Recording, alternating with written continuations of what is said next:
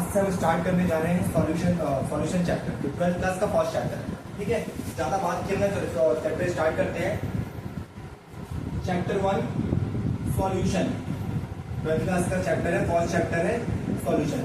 आराम से पढ़ेंगे, बोर्ड लेवल तक का ही पढ़ेंगे, तो धीरे धीरे जेई और नीट तक लेके जाएंगे। ठीक है, तो सॉल्यूशन चैप्टर में थोड़ा बहुत इसको क्लास 11th में पढ़ा था। ठीक है, आज इसको उस चैप्टर को थोड़ा और आगे लेके जाते हैं। तो पहले आज के लेक्चर में बस मेनली ये रहेगा कि हम क्लास 11th को रिवाइज करेंगे। ठीक है, तो इंट्रोडक्शन देखिए इस चैप्टर का, तो क्या है ये कि किसी भी दो तरह के इंटरमिक्सिंग ऑफ कंपाउंड, मैंने एक कंपाउंड लिया, एक दूसरा कंपाउंड लिया, दोनों को इंटरमिक्स कर दिया। अगर मेरे को होमोजीनियस मिक्सचर मिल रहा है, अगर मेरे को होमोजीनियस मिक्सचर मिल रहा है तो मैं क्या बोलूंगा? सॉल्यूशन बोलूंगा। क्या बोलूंगा? Solution. Intermixing of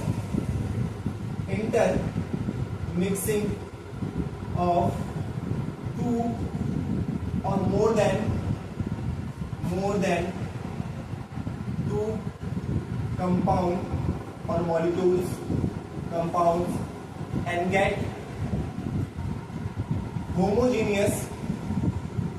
homogeneous mixture is called solution. उसको क्या बोलते हैं जी? हम सॉल्यूशन बोलते हैं। आई बात समझ में? बड़ा आसान सा डेफिनेशन है कि किसी भी दो तरह के प्रोडक्ट को हमने लिया, उसको एक दूसरे में मिला दिया, अगर हमें होमोजीनियस मिक्सचर मिल रहा है तो वो हमारा क्या है? सॉल्यूशन है, अदरवाइज वो सॉल्यूशन नहीं है। अब मैं ये मान के चल रहा हूँ, आप लोगों ने क्लास 11th में होमोजीनियस के बारे में पढ़ा होगा। क्लास 11th में होमोजीनियस के बारे में पढ़ा होगा। होमोजीनियस कुछ नहीं होता है, एक ऐसा सॉल्यूशन, एक ऐसा मिक्सचर होता है जिसके अंदर सॉल्यूट और सॉल्वेंट का कॉम्पोजिशन पूरे कंटेनर के अंदर सेम रहता है। ठीक है, अभी 11th का टॉपिक की जगह छेड़ दिया मैंने। ठीक है, ये बात आई समझ में? चलो अब इस केस में देखें तो सॉल्यूशन बना किससे है भाई? सॉल्यूशन में मेनली होता क्या है? तो सॉल्यूशन के अंदर मेनली दो चीज होता है, एक होता है हमारा सॉल्यूट और एक होता है हमारा सॉल्वेंट। एक होता है सॉल्यूट और एक होता है हमारा solvent. Solute mainly less amount में होता है, और जो मेरा सॉल्वेंट होता है वो लार्ज अमाउंट में होता है, लार्ज अमाउंट। बात आ रही है समझ में? बड़ा सिंपल है कि सॉल्यूशन के अंदर दो पार्ट होंगे, एक होगा मेरा सॉल्यूट, दूसरा होगा मेरा क्या? सॉल्वेंट। ये सब आप लोगों को आता होगा, जिसको आता है वो स्किप करके देख सकता है। ठीक है, एक होता है सॉल्यूट, एक होता है सॉल्वेंट। जो लेस अमाउंट में होता है उसको हम सॉल्यूट बोलते हैं, जो लार्ज अमाउंट में होता है उसको हम सॉल्वेंट बोलते हैं। ठीक है, क्या इसको आगे फर्दर हम देखेंगे फ्यूचर में, जो अपनी आइडेंटिटी को लूज करते हैं। ठीक है, अगर मैं मान लो चीनी और पानी ले रहा हूं, ठीक है, तो जनरली क्या होता है? चीनी पानी के अंदर घुल जाता है। ठीक है, तो चीनी पहले सॉलिड था, बाद में किस में आ गया? लिक्विड स्टेट के अंदर आ गया। ठीक है, मेल्ट होने के बाद, उसके अंदर सॉल्युबल होने के बाद, मिलने के बाद। तो मैं ये कह रहा हूं कि सॉलिड क्या कर रहा है? अपनी आइडेंटिटी को लूज कर रहा है, लिक्विड में आ रहा है। तो ऐसे जो भी चीज है किसी मिक्सचर के अंदर जो अपनी आइडेंटिटी को लूज कर रहे हैं, उसको क्या बोलते हैं? हम सॉल्यूट बोलते हैं। और जो अपनी आइडेंटिटी को लूज नहीं करते हैं, अपने फिजिकल स्टेट को चेंज नहीं करते हैं, उसको क्या बोलते हैं? हम सॉल्वेंट बोलते हैं।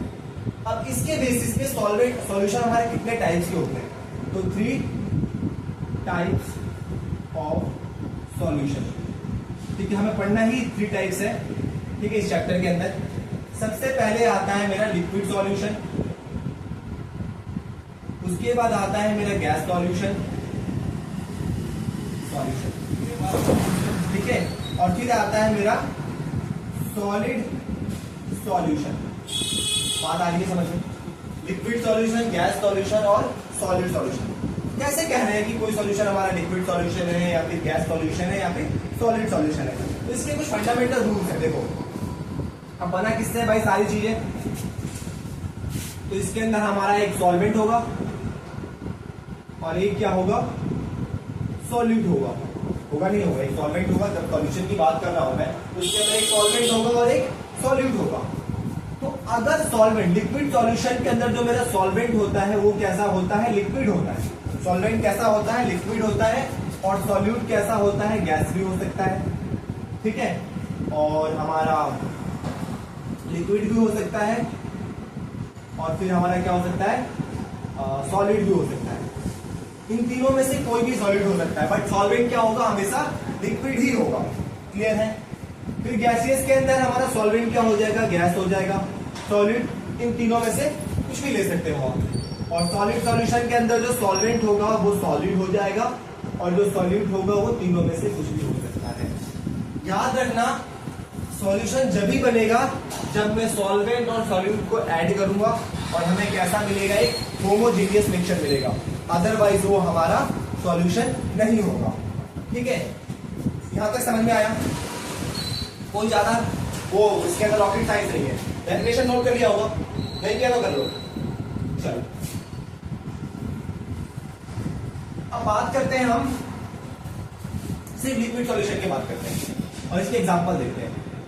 लिक्विड सॉल्यूशन, तो हमारा लिक्विड सॉल्यूशन कैसे बना होगा? इसके अंदर भी तीन तरह का टाइप हो जाएगा।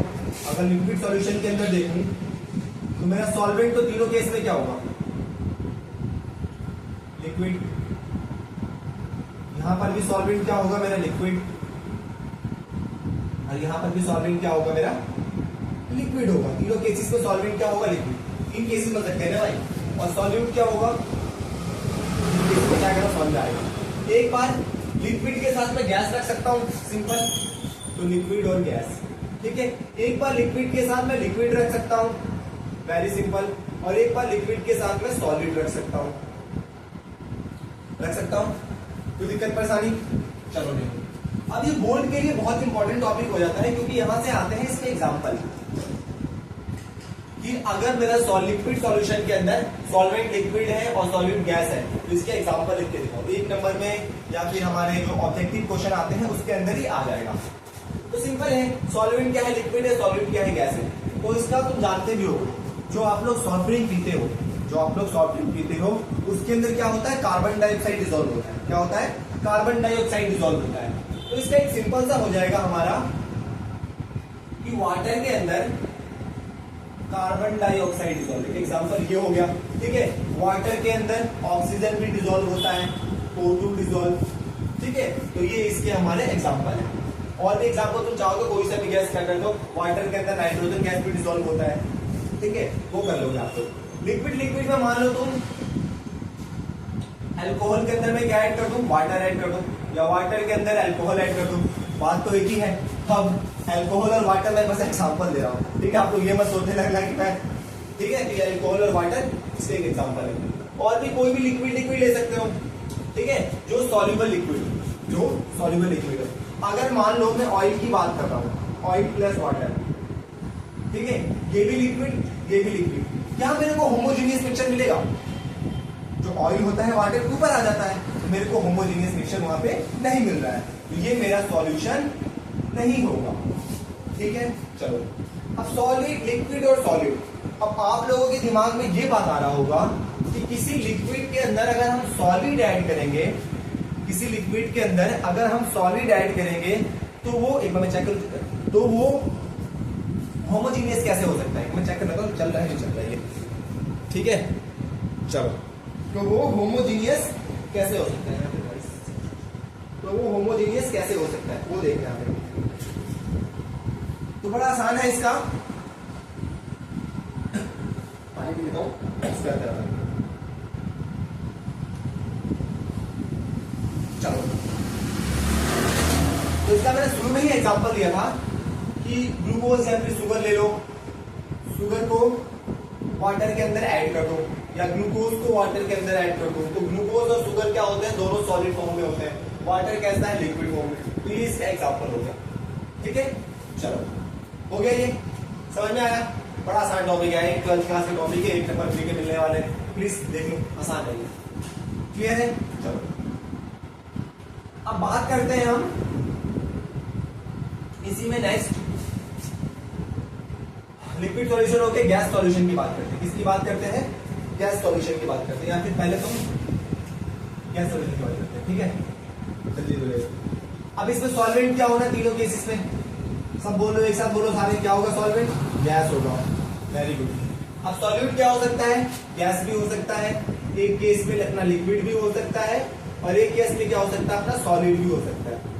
हो सकता है, नहीं हो सकता? हो सकता है ना जी। चलो, तो इसके एग्जांपल्स क्या क्या होंगे? सॉल्वेंट भी गैस और सॉल्यूट भी गैस। क्या एग्जांपल होगा इसका? बड़ा आसान है। दो गैस को intermix, oxygen carbon dioxide, oxygen को कार्बन डाइऑक्साइड के अंदर मिक्स कर दो, ठीक है, या फिर सिंपल कर सकते हैं, कोई से भी दो गैस आपस में मिक्स कर दो, वो क्या बन जाएगा हमारा, क्योंकि सारे गैस क्या होते हैं एक दूसरे में मिक्स हो जाते हैं, ठीक है, तो वहां से क्या मिलेगा मेरे को, इस तरह का सॉल्यूशन मिल जाएगा। ओके जी, वेरी गुड। उसके बाद हमारा आता है गैस और लिक्विड, ठीक है, तो गैस और लिक्विड एग्जांपल, एक बार आप सोच के देखो कि गैस और लिक्विड का क्या एग्जांपल होगा। सॉल्वेंट हमारा कैसा होना चाहिए, गैस, और सॉल्वेंट कैसा होना चाहिए, लिक्विड होना चाहिए। समझ गया? चलो, हो गया। अब हम कह सकते हैं कि हाइड्रोजन गैस, ठीक है, जो हाइड्रोजन गैस होता है, ठीक है, उसको हम प्लेडियम,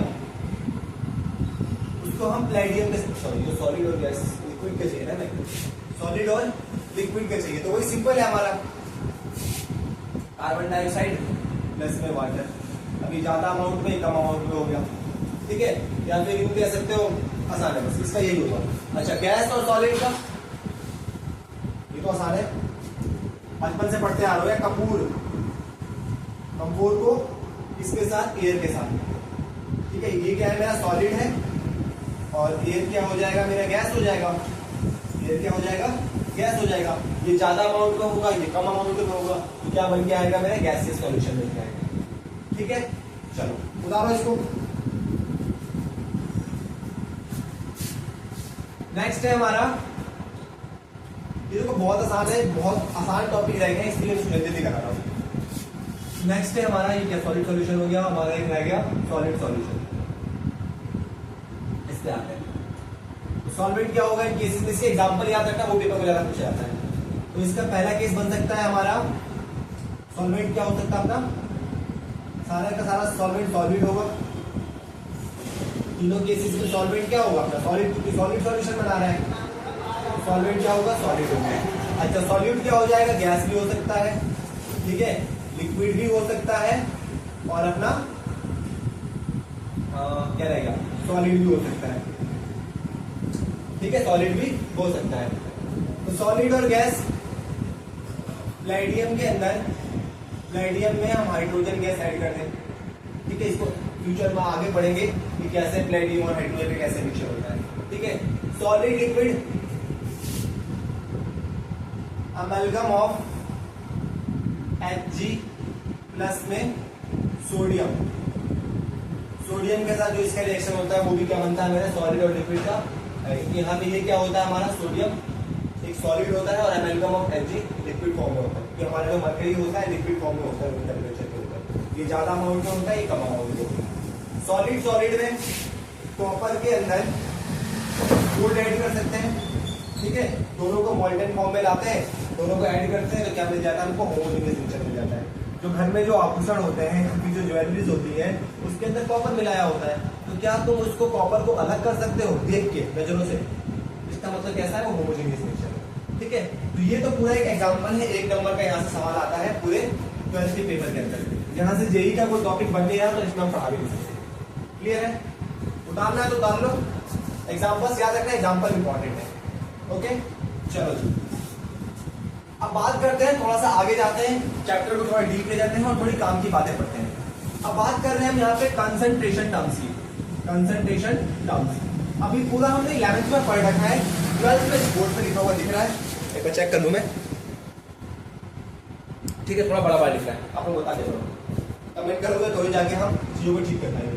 कंसंट्रेशन टर्म, ठीक है, तो कंसंट्रेशन टर्म हमने क्लास 11th में पढ़ा था, उसी को आज रिवाइज करेंगे, नेक्स्ट क्लास में इसके न्यूमेरिकल देखेंगे, ठीक है। मैं वीडियो की लेंथ ज्यादा बड़ी नहीं रखूंगा, 40 मिनट 45 मिनट रखूंगा, नंबर ऑफ वीडियोस ज्यादा हो जाएंगे मानता हूं, लेकिन टॉपिक हम सारे पढ़ेंगे, बोर्ड से लेके लेक तक के जाएंगे। देखिए एक बार आप पूरा लेक्चर देख के देखिएगा पूरे सॉरी चैप्टर का, फिर डिसाइड कीजिएगा कि अगर हम उस लेवल तक जा पा रहे हैं नहीं जा पा रहे हैं, क्या कमी लगेगी।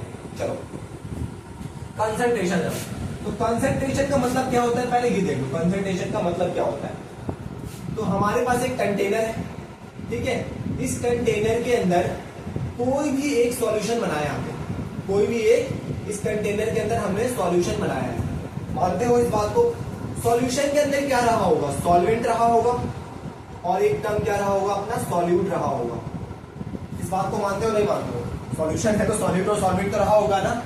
तो इस सॉल्वेंट के अंदर सॉल्यूट का कितना अमाउंट प्रेजेंट है, इस सॉल्वेंट के अंदर सॉल्यूट का कितना अमाउंट प्रेजेंट है, उसी को क्या बोलते हैं? कंसंट्रेशन। तो amount of solute present in a solution called concentration of solution, उसको क्या बोलते हैं? सॉल्यूशन का कंसंट्रेशन बोलते हैं। आई बात समझ में? मुश्किल तो नहीं है डेफिनेशन, पेपर में कोई पूछेगा नहीं मुश्किल है, ठीक है। अब कंसंट्रेशन टर्म्स में हमने 11th में पढ़ा था कि mass by mass percentage, mass by mass percentage, इसको हम W बाय W परसेंटेज भी बोलते थे। एक सिंपल सा फॉर्मूला था, क्या था? W बाई W परसेंट एक सिंपल सा फॉर्मूला था, mass of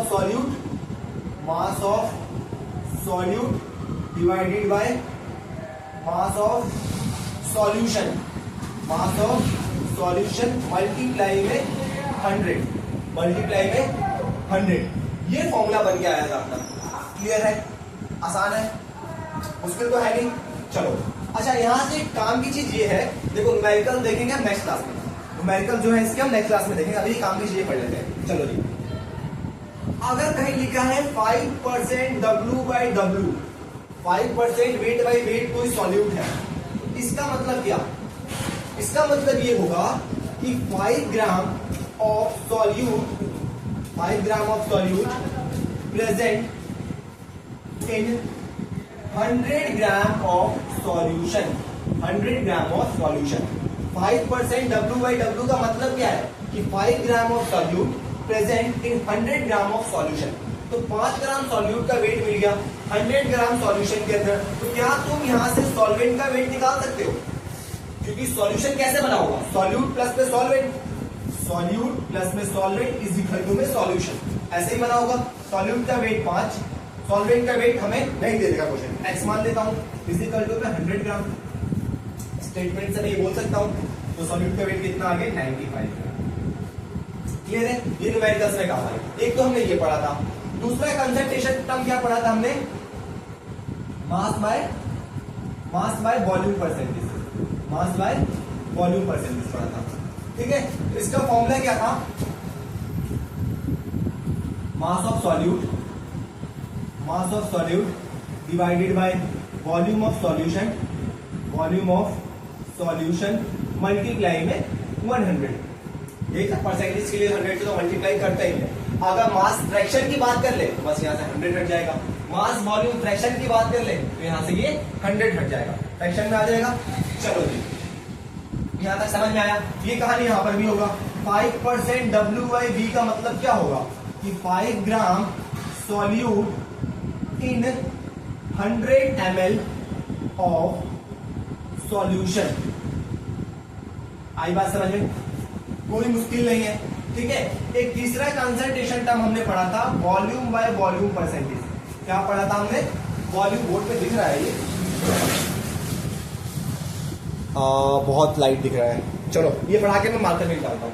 volume by volume percentage पढ़ा था, ठीक है। तो इसका फॉर्मूला क्या था? Volume of solute, numerical next class में, ठीक है। वॉल्यूम ऑफ सॉल्यूट, घर पे तब तक तुम ट्राई करना, उसके बाद नेक्स्ट क्लास में मैं कराऊंगा। वॉल्यूम ऑफ सॉल्यूशन मल्टीप्लाई में 100, यही कहानी था।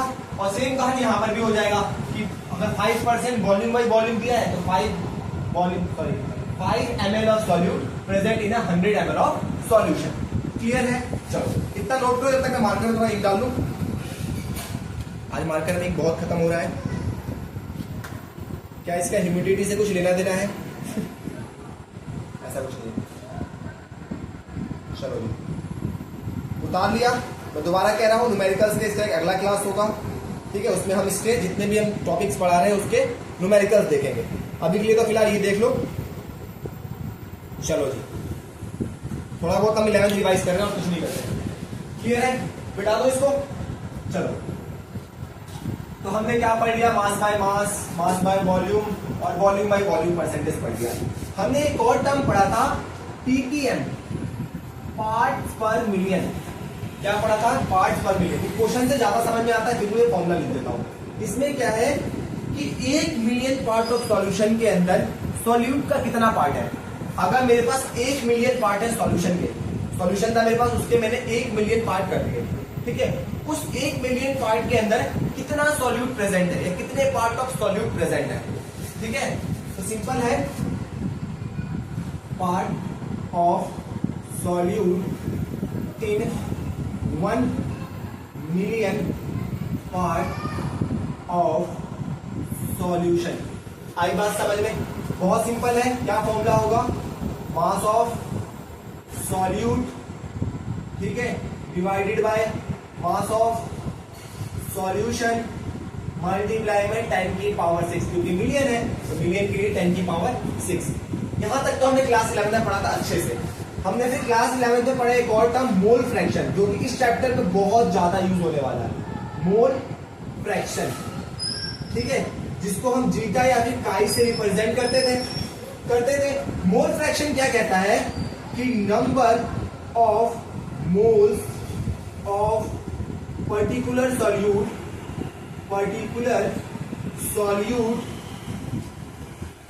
इन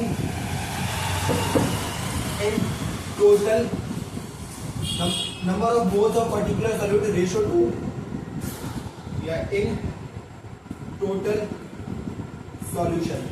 पूरे सॉल्यूशन के अंदर किसी एक पर्टिकुलर काइंड ऑफ सॉल्यूट का कितना मोल प्रेजेंट है। एक हम एग्जांपल देखते हैं कि हमारे पास एक कंटेनर है, इस कंटेनर के अंदर हमने एक सॉल्यूशन बनाया है। उस सॉल्यूशन के अंदर दो तरह के सॉल्यूट है, ए और बी। दो तरह के सॉल्यूट है, ए और बी। क्लियर है? चलो जी, अब मैं चाहता हूं कि सिर्फ मैं इस पूरे सॉल्यूशन के अंदर ए के मोल्स निकालूं। अब मैं तुम लोगों को बता रहा हूं नंबर ऑफ मोल्स का फॉर्मूला क्या था। गिवन मास अपॉन में मोलर मास, ये सब हमने 11th क्लास में पढ़ा है। गिवन मास अपॉन में molar mass, given mass upon में मोलर मास, ये फॉर्मूला था हमने। और मैं ये सब डिटेल में जब बाद में चैप्टर को आगे बढ़ाएंगे। अभी हमें सिर्फ मोल फ्रैक्शन पढ़ना है। तो मेरे को अगर ए का मोल फ्रैक्शन निकालना है, इसका मोल फ्रैक्शन निकालना है। अगर मैं चाहता हूं कि इसमें जो ए पार्टिकल्स है, इसका कितना मोल्स है पूरे सॉल्यूशन के अंदर, कितना पार्ट, मतलब कि इसके अंदर कुछ ए के मोल्स होंगे, कुछ बी के मोल्स होंगे, ठीक है। तो बंटवारा कर रहा होगा सॉल्यूशन के अंदर, तो इसमें ए के मोल्स का कितना हिस्सा होगा पूरे सॉल्यूशन के अंदर, ये मोल फ्रैक्शन बताता है। तो number of moles of A divided by number of moles of A plus में number of moles of B, ठीक है। तो किसी पर्टिकुलर मोल का पूरे नंबर ऑफ मोल के साथ रेशो, किसी पर्टिकुलर मोल का जिसका हमें निकालना है, उसका total number of moles present in a solution, ठीक है, उसको क्या बोलते हैं हम? मोल फ्रैक्शन बोलते हैं। अच्छा, बी का मोल फ्रैक्शन निकालना हो तो NB divided by Na plus में NB, यही होगा। अब फ्रैक्शन है तो इसका कोई यूनिट नहीं होगा, है कि नहीं? चलो, यहां तक समझ में आया? कोई दिक्कत नहीं है। अगर मुझसे बोल दे कोई x से जीटा ए प्लस में जीटा बी का सम निकालो, तो क्या आ जाएगा? Na divided by Na plus में NB, और ये क्या हो जाएगा? NB divided by Na plus में NB। एलसीएम वगैरह लेके सॉल्व करोगे तो क्या आ जाएगा? 1 आ जाएगा। क्या आ जाएगा? 1 आ जाएगा, ठीक है। तो अगर दोनों के मोल फ्रैक्शन को ऐड कर दिया जाए तो आंसर क्या आ रहा है? 1 आ रहा है। और ट्रू भी होना भी चाहिए।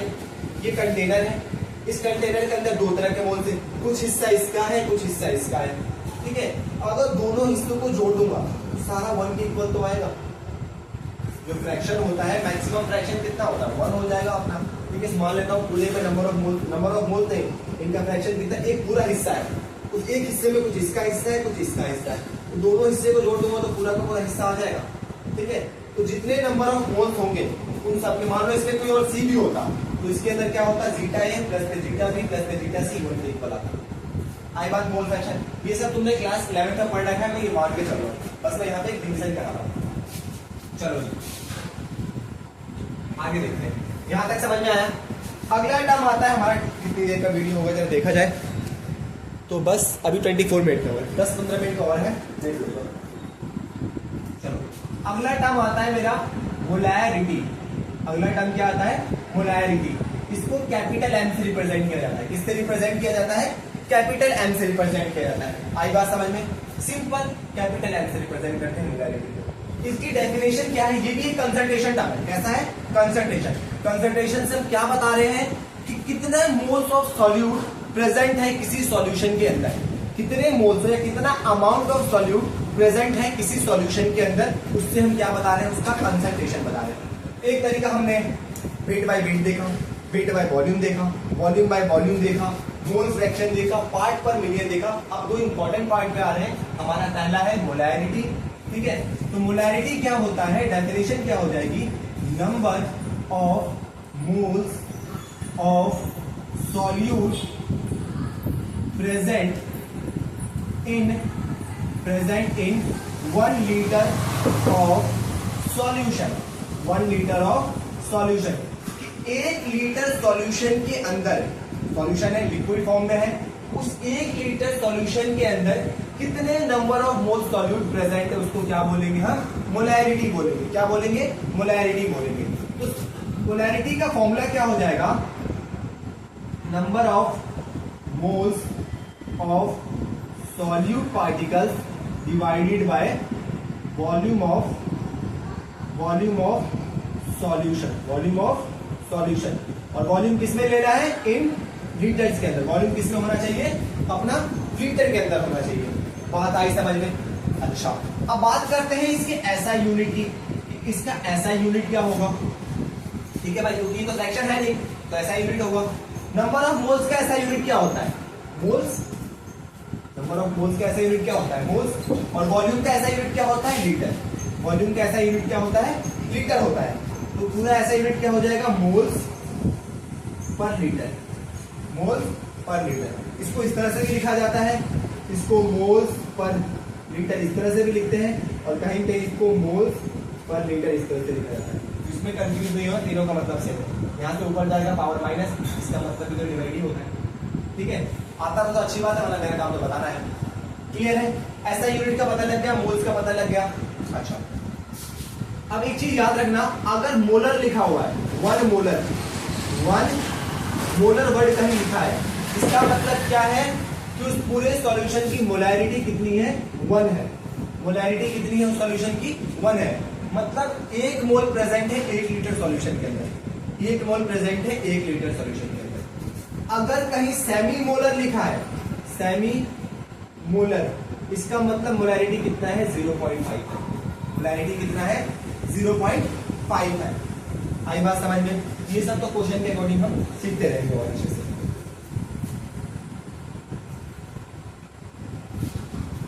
अच्छा, मोलैरिटी के फॉर्मूले का थोड़ा सा ऑपरेशन करते हैं, ठीक है। मोलैरिटी के फॉर्मूले का थोड़ा सा ऑपरेशन करते हैं। नंबर ऑफ मोल्स को n से रिप्रेजेंट करते हैं, वॉल्यूम को v से रिप्रेजेंट करते हैं, इस तरह से लिख सकते हैं। अच्छा, नंबर ऑफ मोल्स कैसे निकाला जाता है भाई, गिवन मास अपॉन में मोलर मास इनटू में वॉल्यूम, ठीक है। वॉल्यूम किसमें रहेगा, लीटर में रहेगा। मान लो अगर वॉल्यूम हमारा ml में दिया हो तो ऊपर 1000 से मल्टीप्लाई कर दो m, और यहाँ पे वॉल्यूम किसमें है, ml में, तो ये भी फॉर्मूला बन के आ जाएगा, ठीक है। अच्छा, ये गिवन मास, मोलर मास किसका है, सॉल्यूट का, किसका है, सॉल्यूट। यहाँ पे मोलर मास भी किसका है, सॉल्यूट का, ठीक है। अब एक बात याद रखना आज से कि वॉल्यूम आ रहा है, वॉल्यूम क्या होता है, टेम्परेचर के साथ चेंज होता है। टेम्परेचर बढ़ेगा, काइनेटिक एनर्जी बढ़ेगा पार्टिकल्स का, और जो पार्टिकल्स है वेपर फॉर्म में जाएंगे, वॉल्यूम क्या होगा, डिक्रीज होगा। टेम्परेचर बढ़ने से वॉल्यूम डिक्रीज होगा। टेम्परेचर बढ़ने से क्या होता है, वॉल्यूम को डिक्रीज होता है, ठीक है। तो जब वॉल्यूम डिक्रीज होगा तो मोलैरिटी क्या हो जाएगा, इंक्रीज हो जाएगा। मोलैरिटी क्या हो जाएगा, इंक्रीज हो जाएगा, मतलब कंसंट्रेशन बढ़ जाएगा, ठीक है। तो molarity changes with change in temperature. अगर मैं टेम्परेचर के अंदर चेंज करूंगा तो मोलैरिटी क्या होगा, अपना चेंज होगा, ठीक है, क्योंकि वॉल्यूम का टर्म आ रहा है और ये बोर्ड का क्वेश्चन है। ये तो नोट कर लिया होगा, बिठा दो। चलो मोलैरिटी में और देखते हैं, ठीक है। मोलैरिटी की कहानी में और पढ़ते हैं। मान लो हमारे पास एक कंटेनर था, उस कंटेनर की मोलैरिटी M1 था, V1 था, ठीक है। अब किसी ने क्या किया, ला के मेरे सॉल्यूशन के अंदर, मैं लैब में बना के रखा था प्रॉपर, आराम से कल आके रीडिंग चेक करूंगा, मेरे दोस्त ने क्या कर दिया, इसके अंदर आके पानी ऐड कर दिया, वाटर ऐड कर दिया, क्या कर दिया, इसको हमने डाइल्यूट कर दिया, क्या कर दिया, इसको हमने डाइल्यूट कर दिया। तो जब इसके अंदर डाइल्यूशन किया जाता है, ठीक है, वॉल्यूम बढ़ा दिया जाता है, उस केस में मोलैरिटी कैसे चेंज होती है। तो इस पूरे कंटेनर के अंदर क्या चेंज नहीं हुआ, इस पूरे कंटेनर के अंदर क्या चेंज नहीं हुआ, सॉल्यूट के पार्टिकल चेंज नहीं हुए, वॉल्यूम बढ़ा है, वाटर ऐड करेंगे ऑब्वियसली, वाटर या कोई भी लिक्विड ऐड करेंगे तो वॉल्यूम तो बढ़ेगा अपना, ये तो हमें मालूम है, ठीक है। क्या चेंज नहीं होगा, number of moles of particles, इसकी मोलैरिटी m1 है और वॉल्यूम v1 है। जब मैंने इसके अंदर पानी ऐड किया तो not change in solute particle, solute particle के अंदर कोई भी चेंज नहीं आया, ठीक है। तो मान लो पहले मोलैरिटी कितनी थी इसकी, m1 थी और वॉल्यूम कितना था, v1 था, वॉल्यूम कितना था, v1 था। तो ये मोलैरिटी कैसे निकाला होगा, इसमें m1 कैसे निकाला, number of moles of solute divided by volume of v1, ठीक है। n1 कितना आया होगा, यहाँ से n की वैल्यू कितनी आई होगी, m1 v1 आया होगा, ठीक है। अब मैं क्या कर रहा हूं, इसके अंदर पानी ऐड कर दिया, डाइल्यूट ऐड कर दिया, ऑन डाइल्यूशन। तो डाइल्यूशन में क्या होगा, जब वॉल्यूम चेंज होगा तो मोलैरिटी भी चेंज हो जाएगा, तो मोलैरिटी कितना हो जाएगा, m2 हो जाएगा, वॉल्यूम कितना हो जाएगा, v2 हो जाएगा। तो मैं m2 की वैल्यू कैसे निकालूंगा, number of moles of solute divided by volume, ये निकालूंगा ना। तो यहां से इसको m की वैल्यू कितनी आ जाएगी, m2 v2, ठीक है। अब हमें पता है कि नंबर ऑफ मोल्स चेंज नहीं हुआ, जब पानी हमने डाला तो नंबर ऑफ मोल्स चेंज हुआ ही नहीं, क्योंकि हमने सॉलिड पार्टिकल थोड़ी डाला है। तो क्या ये n के इक्वल है, ये भी n के इक्वल है, तो मैं कह सकता हूं कि m1 v1 is equal to में m2 v2। तो जब हम डाइल्यूशन करते हैं तो मोलैरिटी मतलब m1 मल्टीप्लाई v1 और m2 मल्टीप्लाई v2 दोनों क्या होते हैं, बराबर होते हैं, ठीक है। अच्छा, अब देख लो हमारे पास एक कंटेनर था, इसकी मोलैरिटी m1 थी और वॉल्यूम कितना था, v1 था। यहाँ पे एक और कंटेनर था, इसकी मोलैरिटी m2 थी और क्या था, वॉल्यूम v2 था। इन दोनों को हमने क्या कर दिया, आपस में मिला दिया, दोनों को एक ही मिला दिया। तो सॉल्यूशन बन के आ जाएगा, इसकी मोलैरिटी मान लेता हूँ कैपिटल M है और वॉल्यूम क्या है, v है, कुछ भी मान लूंगा, ठीक है। चलो यहाँ तक समझ में आया, आसान है, कुछ भी मुश्किल नहीं। चलो अब हमें पता है कि इसमें जितने नंबर ऑफ मोल्स हैं, एक है, मान लो ये सॉल्यूशन है, ये क्या मेरा बी सॉल्यूशन है, ठीक है। तो जितने नंबर ऑफ मोल्स ए है, जितने नंबर ऑफ मोल्स बी है, उतने ही नंबर ऑफ मोल्स इसके अंदर भी होगा, ठीक है। ए के जितने मोल्स यहाँ थे वही ए के मोल्स यहाँ पहुंचे, बी के जितने मोल्स यहाँ पे थे वही बी के मोल्स यहाँ पहुंचे। एक दूसरे को मिला दिया है ना, ए और बी के नंबर ऑफ मोल्स थोड़ी चेंज हो रहे हैं, वो तो आपस में मिल रहा है, तो वॉल्यूम चेंज हो रहा है दोनों का, वॉल्यूम चेंज होने से मोलैरिटी चेंज हो रहा है, सॉलिड के पार्टिकल थोड़ी चेंज कर रहे हैं, ठीक है। तो यहाँ से अगर मैं m निकालू तो कैसे आएगा, m1 v1 इस तरीके से, यहाँ पे b मल्टीप्लाई में चला जाएगा, ठीक है। n क्या हो जाएगा, m1 मल्टीप्लाई v1, ठीक है। और यहाँ से a का, और b के नंबर ऑफ मोल्स कैसे निकलेंगे भाई, m2 v2, ठीक है। अब जब मैं चाहता हूं कि फाइनल सॉल्यूशन का मोलैरिटी निकालूं तो कैसे निकलेगा भाई, फाइनल सॉल्यूशन का मोलैरिटी निकालूं तो number of moles divided by total volume, ठीक है। नंबर ऑफ मोल्स कैसे आएगा भाई, n1 na प्लस में nb करके, ठीक है। इसके मोल्स प्लस में इसके मोल्स जोड़ो, टोटल वॉल्यूम मतलब v1 प्लस v2 करके आएगा, ठीक है। तो na कितना है, m1 v1 प्लस में n2 nb कितना है, m2 v2 divided by v1 plus में v2। इस तरह से हम सॉल्यूशन की मोलैरिटी निकालते हैं। दो सॉल्यूशन थे, ठीक है, उन दोनों को आपस में इंटरमिक्स कर दिया तो एक नया सॉल्यूशन बन के आएगा, क्योंकि उसकी वॉल्यूम चेंज हो गया तो मोलैरिटी भी चेंज होगा। तो उसकी मोलैरिटी कैसे निकालेंगे, इस तरह से निकालेंगे, ठीक है। चलो जी, एक लास्ट कंसंट्रेशन हम पढ़ लेते हैं, वीडियो इतनी देर का हो गया, जरा हम भी देख ले, ओ बस 5-6 मिनट का कंसेप्ट, ठीक है। एक लास्ट टॉपिक देखते हैं आज के लेक्चर का, हमारा आता है मोलैलिटी। क्या आता है, मोलैलिटी। इसको स्मॉल m से रिप्रेजेंट किया जाता है, किससे रिप्रेजेंट किया जाता है, स्मॉल m से रिप्रेजेंट किया जाता है। इसकी डेफिनेशन क्या हो जाएगी, number of moles of solute particles present in 1 kg of solvent. 1 kilo solvent के अंदर, 1 किलो सॉल्वेंट के अंदर कितना सॉल्यूट पार्टिकल्स प्रेजेंट है, जबकि हम यहाँ पे क्या ले रहे थे, मोलैलिटी के अंदर सॉल्यूशन का वॉल्यूम ले रहे थे। यहाँ पे हम मास किसका ले रहे हैं, सॉल्वेंट का ले रहे हैं। तो मोलैलिटी का फॉर्मूला क्या बन के आ जाएगा, small m is equal to में number of moles of solute, number of moles of solute divided by mass of solvent, mass of solvent. यही कहानी बनेगा इन केजी, इन केजी। मास को किस में लेना है, केजी। जैसे उसमें वॉल्यूम को हम लीटर में लेते थे, यहाँ पे मास को किस में लेंगे, केजी में लेंगे। तो इसका ऐसा यूनिट क्या हो जाएगा भाई, सिंपल है, moles, moles per kg, moles per litre आ रहा था, यहाँ पे मोल्स पर केजी हो गया। तो ऐसा यूनिट भी आसान है, कुछ भी मुश्किल नहीं है अभी तक तो हमें जो कुछ भी पढ़ा है। 11th का ही रिवीजन है एक तरह से 12th में, ठीक है। चलो जी यहाँ तक तो आ गया, थोड़ा सा और आगे बात है, 5-10 मिनट और, ठीक है, मैक्सिमम 5 मिनट और लगना है। अब मास है, मास तो टेम्परेचर से वेरी करता नहीं है। अर्थ के ऊपर जो टेम्परेचर है उससे मास का कोई लेना देना नहीं है। टेम्परेचर तुम बढ़ा दो मास चेंज नहीं होगा, ये मान के चल रहे हैं हम, ठीक है। तो क्या टेम्परेचर बढ़ाने से मोलैलिटी चेंज होगा, टेम्परेचर बढ़ाने से मोलैलिटी नहीं चेंज होता है। तो molality is independent to temperature. ये टेम्परेचर से क्या होता है, इंडिपेंडेंट, क्योंकि मास चेंज नहीं होता है टेम्परेचर के साथ। तो अगर मुझसे कोई बोल दे कि तुम कंसंट्रेशन निकालो, ठीक है, और एक ऐसे तरीके से निकालो जो ज्यादा एक्यूरेट हो, जो चेंज ना हो, तो मैं मोलैलिटी निकालूंगा या फिर मोलैलिटी निकालूंगा, मोलैलिटी निकालूंगा।